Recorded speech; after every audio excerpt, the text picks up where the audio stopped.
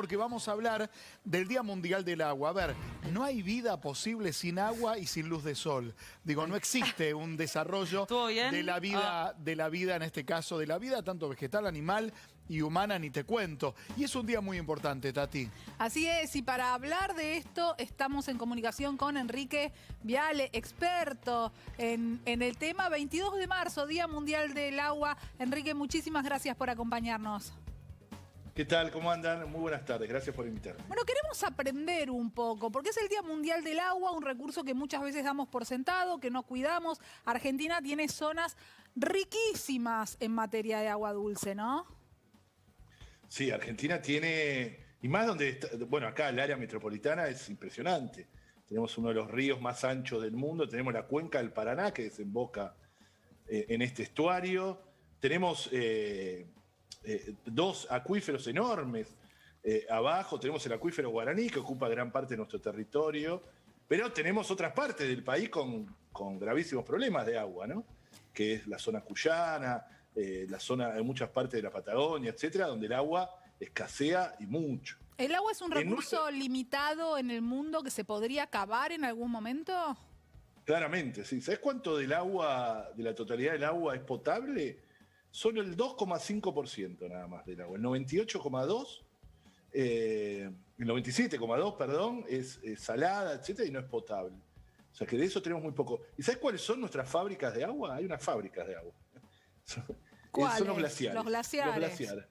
Los glaciares que están, y en nuestro caso, sobre todo en Argentina o en lugares así cordilleranos, la mayoría de los ríos de nuestro país, los ríos digo, que nacen en nuestro territorio, nacen ahí en la cordillera, en estos, se le dice, obviamente no son fábricas, se le dice fábricas de agua, es una forma vulgar de decirlo, porque ahí pareciera que se fabrica el agua, porque ahí nacen los ríos, que terminan dando vida y trabajo a gran parte de la Argentina, ¿no? Porque claro, como se decía antes, sin agua no solo no hay vida, sino que no hay trabajo, no hay cosecha, no hay alimentos, no hay nada. El agua, por eso los sectores populares dicen esta frase que se inventó en Argentina y que dio vuelta en todas partes del mundo: el agua vale más que el oro, ¿no? El agua claro, vale más pero ahora, Enrique, déjame ahí sumar una repregunta en este caso. Tenemos un dilema real, que es que por un lado hay una cultura extractivista, más en países como el nuestro, donde minería por un lado, petróleo por el otro, atentan con el uso del agua, porque, vamos a decirlo en criollo, 10.000 litros de agua por segundo requiere un tipo de minería a gran escala, en pueblos que muchas veces tampoco tienen abundancia de agua. Entonces, ¿cómo se puede llegar a generar un acuerdo, un encuentro para que un país que necesita recursos, dólares, pueda por un lado tener una industria de algún tipo en este sentido y por otro lado que no haga pelota los recursos naturales? Sí, en el caso de la minería está claro porque ni siquiera está ese dilema, ¿no? La minería en el mundo es, y sobre todo en América Latina, es sinónimo de pobreza, de desplazamiento de actividades previamente establecidas, de competencia por los recursos. Es decir, no está ese dilema, o por lo menos no debiera estarlo, ¿no? No hay una... Es decir, los sectores, en América Latina, por la historia además de la conquista, los sectores, las geografías más humildes coinciden con los lugares donde hay gran minería, incluso en el Perú minero, en el Chile minero y en Argentina minero, también Catamarca, etcétera, ¿no? Entonces eso no lo tenemos. Y sí, la verdad que compiten por el agua. Miren, hay un emprendimiento minero en Catamarca que utiliza 100 millones de litros de agua por día. Upa. Hace 25 años. ¿Veladero es esa? No, ese es La Lumbrera. La Lumbrera. Veladero está un poco más al sur y utiliza entre 20 y 30 millones de litros, que eso es en San Juan. Claro. Y usa entre 20. Y ese es el famoso, ese está violando la ley de glaciares y Veladero viola la ley de glaciares. Ahora, nuestra fábrica de agua, sí. Enrique, cuando yo les digo en casa a los chicos que se bañen más rápido, que hay que cuidar el agua, que no dejen la canilla abierta, estoy compitiendo contra monstruos en realidad. Es mínima la diferencia de lo que puedo hacer en casa.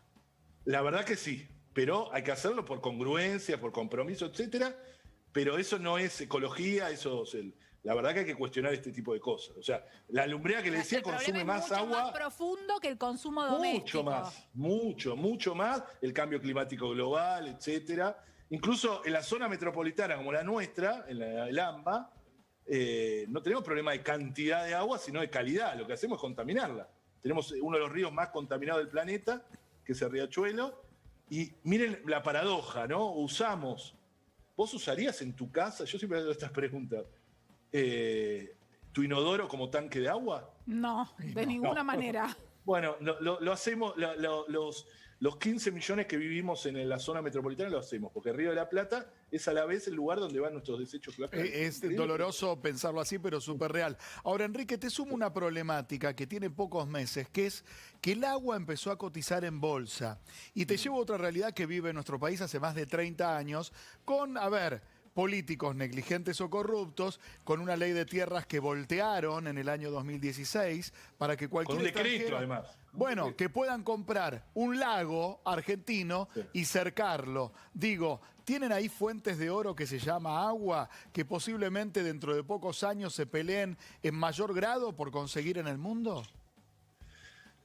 A ver, la respuesta es larga. Ojalá pudiésemos tener todo el programa, me encantaría. Además, charlar con ustedes siempre está bárbaro. Y me hubiese gustado ir un poco antes y comer esa comida. Pero ya que estamos acá, contarles seriamente lo siguiente. En nuestro país tenemos ese problema, tenemos claramente ese problema.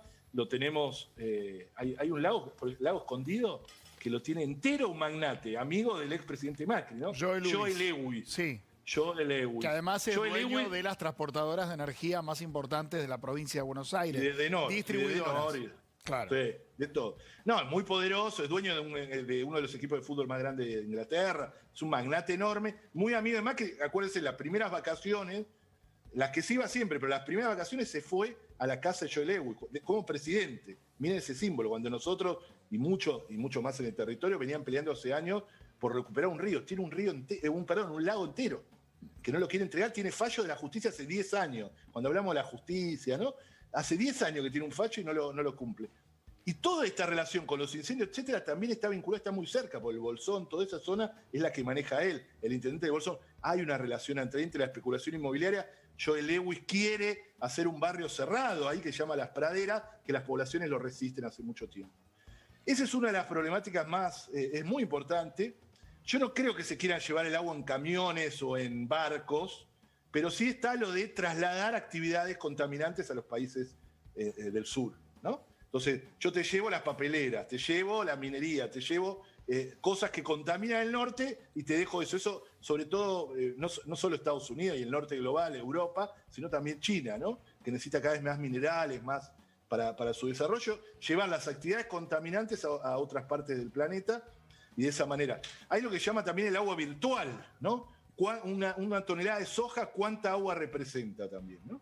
Y eso que nunca está en el cálculo, ¿no? O las frutas exportadas, que es agua exportada, ¿no? Pero por eso digo, ahí choca otro interés que quedará para otro programa, que es, ¿qué nos sirve más? ¿Tener cerros cubiertos de productos alimenticios que alimenten el mundo o cerros dinamitados para extraerles minerales? Un dilema que dura 10 años. Bueno, por eso, quedará para La respuesta es bastante sencilla. Sí. Es sencilla y además hay que ver qué está pasando en los territorios. Nunca olviden, los que estamos acá en Buenos Aires, etcétera, yo sé que vos, Luis, no lo hacés, pero digo, es una pregunta para todos y todas. Sí.